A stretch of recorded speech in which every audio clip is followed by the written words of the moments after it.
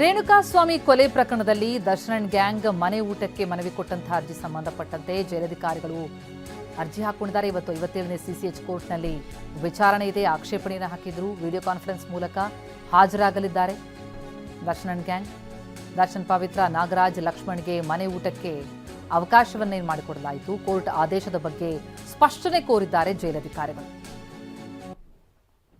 ವಿಚಾರಣಾಧೀನ ಕೈದಿಗಳಿಗೆ ಈ ರೀತಿ ಮನೆ ಊಟಕ್ಕೆ ಅವಕಾಶ ಮಾಡಿಕೊಟ್ರೆ ಅದು ಉಳಿದ ಕೈದಿಗಳಿಗೂ ಕೂಡ ಇದೇ ರೀತಿಯ ಮನವಿ ಬರುವಂತೆ ಮಾಡುತ್ತಾ ಅಂಥದ್ದೊಂದು ಆತಂಕ ಜೈಲಧಿಕಾರಿಗಳಲ್ಲಿದೆ. 4,000 ವಿಚಾರಣಾಧೀನ ಕೈದಿಗಳಿದ್ದಾರೆ ಜೈಲಿನಲ್ಲಿ. ಇತರೆ ಕೈದಿಗಳು ಕೂಡ ಇದೇ ರೀತಿ ಮನೆ ಊಟಕ್ಕೆ ಬೇಡಿಕೆ ಇಟ್ಟರೆ ಕಾರಾಗೃಹ ಐಜಿ ಅನುಮತಿ ಇಲ್ಲದೆ ಮನೆ ಊಟವನ್ನು ಕೊಡೋದಕ್ಕಾಗಲ್ಲ. ಹಾಗಾಗಿ ಈ ಆದೇಶಕ್ಕೆ ಸಂಬಂಧಪಟ್ಟಂತೆ ಸ್ಪಷ್ಟನೆಗೆ ಜೈಲಧಿಕಾರಿಗಳು ಅರ್ಜಿ ಹಾಕಿದ್ದಾರೆ. ಮನೆ ಊಟಕ್ಕೆ ಸಂಬಂಧಪಟ್ಟಂತೆ 57ನೇ ಸಿಸಿಎಚ್ ಕೋರ್ಟ್ನಲ್ಲಿ ಇವತ್ತು ವಿಚಾರಣೆ ನಡೆಯಲಿದೆ.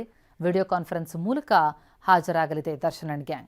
ದರ್ಶನ್, ಪವಿತ್ರ, ನಾಗರಾಜ್ ಮತ್ತು ಲಕ್ಷ್ಮಣ್ ಮನೆಯೂಟಕ್ಕೆ ಅವಕಾಶ ಮಾಡಿಕೊಡಿ ಅಂತ ಹೇಳಿ ಕೋರ್ಟ್ಗೆ ಅರ್ಜಿ ಹಾಕ್ಕೊಂಡಿದ್ರು. ಅದಕ್ಕೆ ಸಕಾರಾತ್ಮಕವಾಗಿ ಕೋರ್ಟ್ ಸ್ಪಂದಿಸಿತ್ತು. ಆದರೆ ಜೈಲಿನಲ್ಲಿ 4,000 ವಿಚಾರಣಾಧೀನ ಕೈದಿಗಳಿದ್ದು ಈ ವಿಚಾರಣಾಧೀನ ಕೈದಿಗಳಿಗೆ ಮನೆ ಊಟ ಕೊಟ್ಟರೆ ಉಳಿದ ಕೈದಿಗಳು ಕೂಡ ಮನೆ ಊಟಕ್ಕೆ ಬೇಡಿಕೆ ಇಟ್ಟರೆ ಸಮಸ್ಯೆ ಆಗತ್ತೆ. ಹೀಗಾಗಿ ಕಾರಾಗೃಹದ ಐಜಿ ಅನುಮತಿ ಇಲ್ಲದೆ ಮನೆ ಊಟ ಕೊಡುವಂತಿಲ್ಲ. ಈ ಆದೇಶಕ್ಕೆ ಸಂಬಂಧಪಟ್ಟಂತೆ ಸ್ಪಷ್ಟನೆಯನ್ನ ಪಡೆಯೋದಕ್ಕಾಗಿ ಜೈಲಧಿಕಾರಿಗಳು ಏನು ಅರ್ಜಿ ಹಾಕ್ಕೊಂಡಿದ್ದಾರೆ ಮನೆ ಊಟ ಸಂಬಂಧ ಸ್ಪಷ್ಟನೆಗಾಗಿ, ಆ ಅರ್ಜಿಯ ವಿಚಾರಣೆ ಇವತ್ತು ನಡೆಯುತ್ತೆ. ಈಗಾಗಲೇ ರೇಣುಕಾಸ್ವಾಮಿ ಕೊಲೆ ಪ್ರಕರಣದಲ್ಲಿರುವಂತಹ ಈ ವಿಚಾರಣಾಧೀನ ಕೈದಿಗಳಿಗೆ